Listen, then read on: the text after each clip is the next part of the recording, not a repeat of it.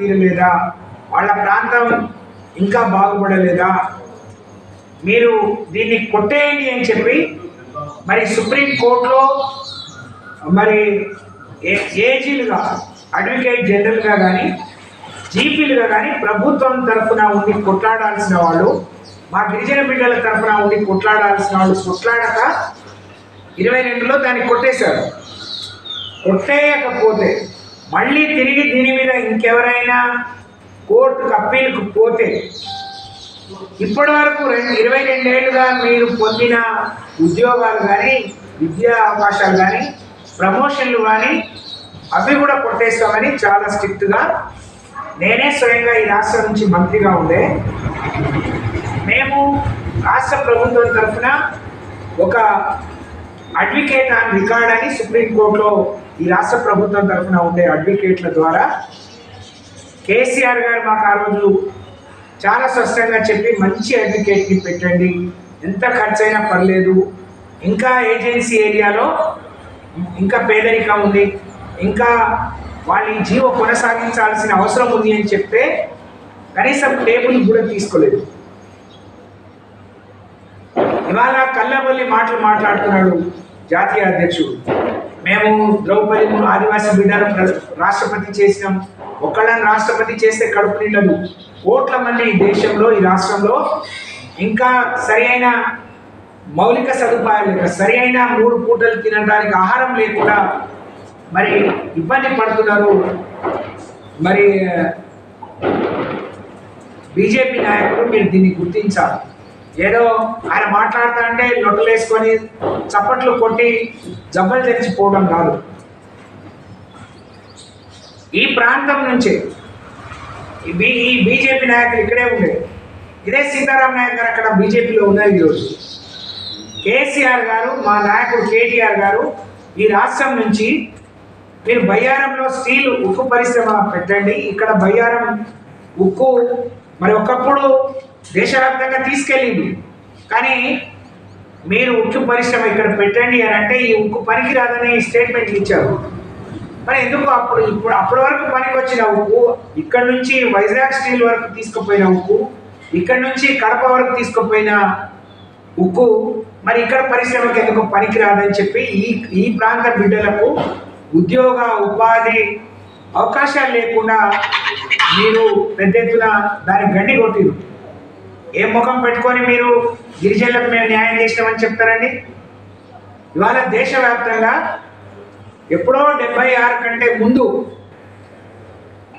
మరి దేశవ్యాప్తంగా ఉన్న లంబాడీలకు 7.5% రిజర్వేషన్ అమలు చేస్తుంది.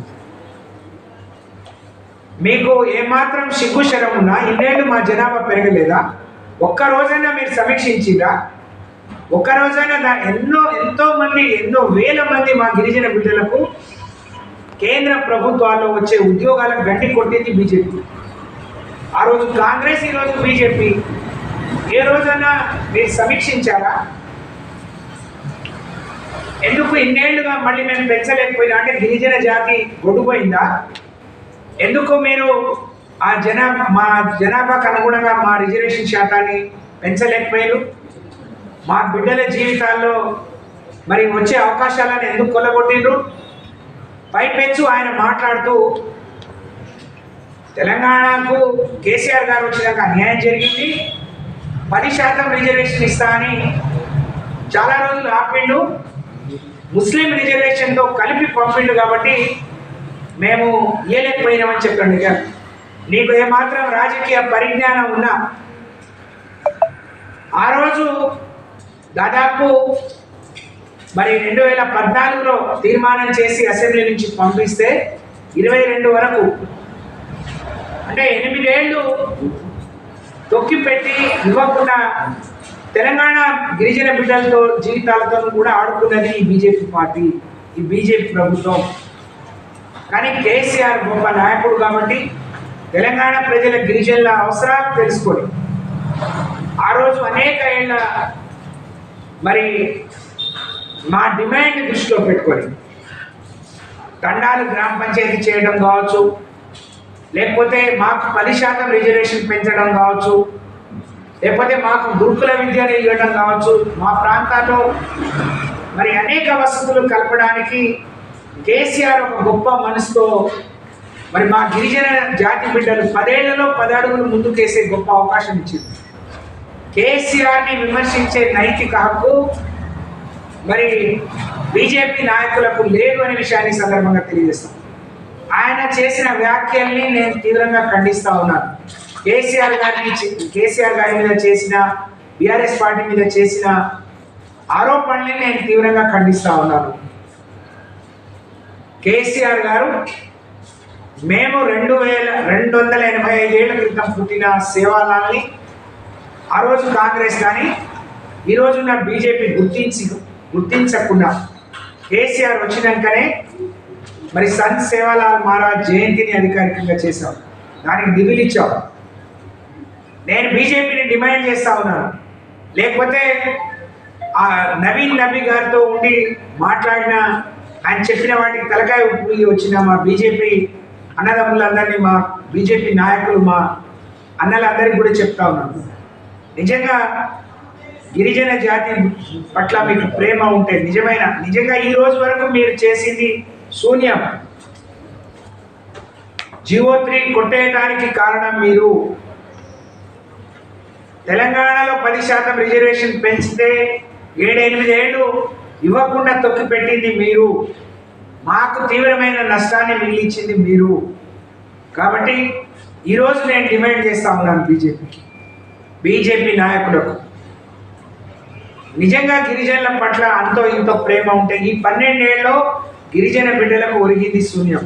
కానీ ఇప్పుడు ఏదైనా మీరు చేయాలి అని అంటే ముందుగా ఈ ప్రాంతాల్లో మీరు ఉక్కు పరిశ్రమను నెలకొల్పండి. తద్వారా మా గిరిజన బిడ్డలకు ఉద్యోగ ఉపాధి అవకాశాలు మెరుగవుతాయి.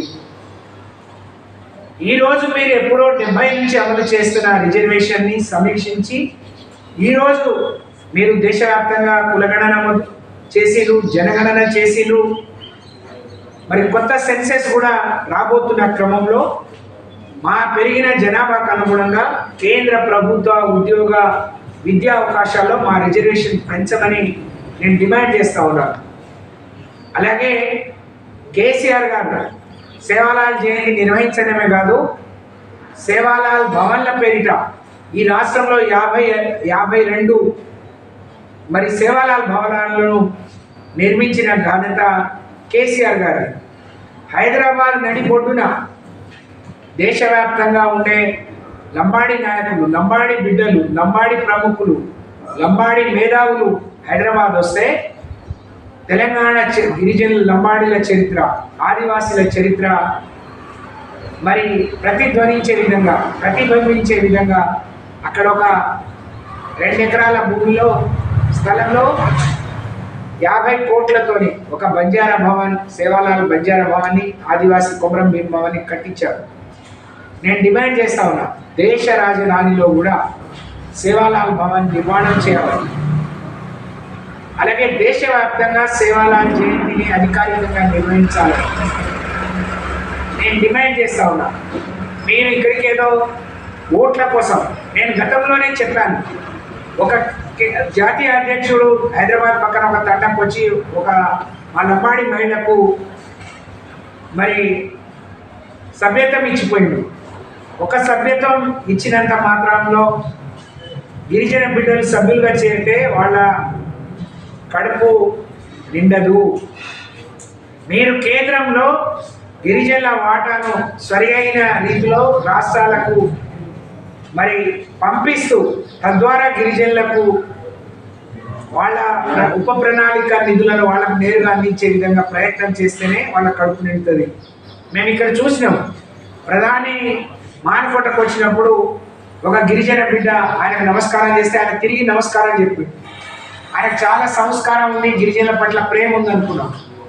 మీరు వేదికల మీద ఓట్ల కోసం ఏదో నక్క వినయాలు ప్రదర్శిస్తే కడుపు నిండదు. నరేంద్ర మోడీ గారు, నవీన్ నబీ గారు, మీరు నిజమైన మరి అభివృద్ధిని, సంక్షేమాన్ని వాళ్ళకు అందించినప్పుడు మాత్రమే ఆ కడుపులు నిండుతాయి. దాన్ని గమనించాలని నేను కోరుతా ఉన్నాను.